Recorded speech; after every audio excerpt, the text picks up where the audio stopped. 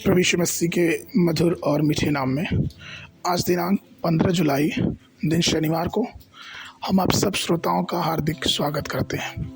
आज के दिन के लिए जो वचन है लिया गया है गलतियों की पुस्तक उसका 4 अध्याय 16 पद 6 पद।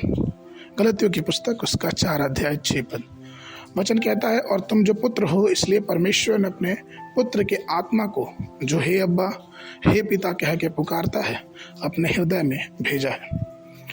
प्रियो, परमेश्वर ने अपने प्रेम की और अपने पवित्र आत्मा का दान हम मनुष्य को प्रकट किया है।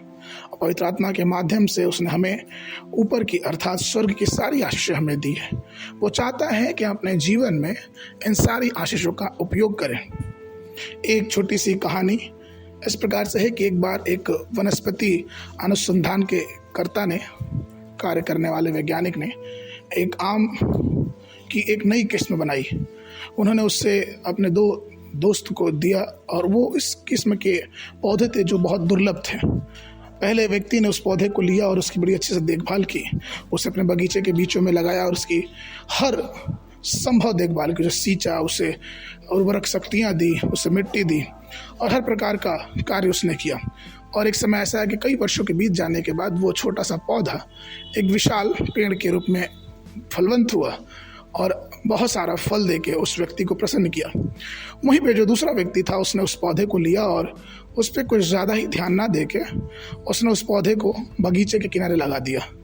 और चूंकि उसने लगा दिया, उसकी कोई सुधि न ली, कुछ समय के बाद वो पौधा वहीं पड़ा मर समान गया और वो बड़ा बन के वृक्ष भी नहीं हुआ। कुछ दिनों के बाद, कुछ वर्षों के बीतने के बाद, वो व्यक्ति जिसने इस दोनों पौधों को उनको दिया था वो उनके बगीचे में उस पौधों को देखने गया। और जब उसने दूसरे व्यक्ति को देखा कि उसने इस पौधे को कैसे लगाया है, उससे मन में बहुत खेदित हुआ, वो मन में बहुत दुखित हुआ।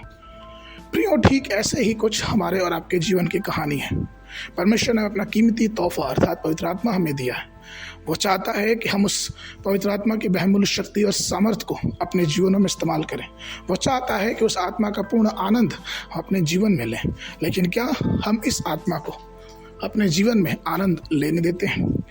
हमारे प्रभु यीशु मसीह के जीवन को देखें कि वो किस प्रकार से इस संसार में रह के पापों से और हर प्रकार की परीक्षाओं पे विजयी पाता गया। वह सिर्फ इसलिए था क्योंकि वो पवित्र आत्मा से और उसकी सामर्थ से भरा हुआ था।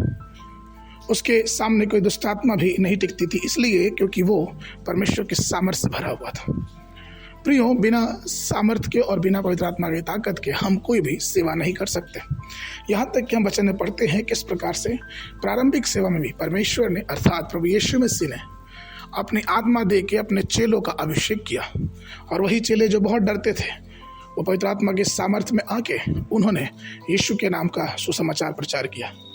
आज हमें भी वही आत्मा प्राप्त है, लेकिन हम में से कुछ उस आत्मा के सामर्थ्य को जानते नहीं। कुछ लोग ऐसे हैं जो अपने शरीर और अपनी आत्मा में जो परमेश्वर की है, परमेश्वर की महिमा करने में विफल होते हैं। पहला कुरिन्थियों की पत्री 6:20, पहला थिस्सलुनीयों की पत्री उसका 5 और 19 इस प्रकार से कहता है कि कई लोग उस आत्मा की सामर्थ्य या उस आत्मा की आग को अपने जीवन में बुझा लेते हैं। इफिसियों की पत्र उसके 4 और 30 पद के अनुसार कई लोग हैं जो पवित्र आत्मा को दुखी कर देते हैं, जिस पवित्र आत्मा ने उन्हें मुक्ति दिया है।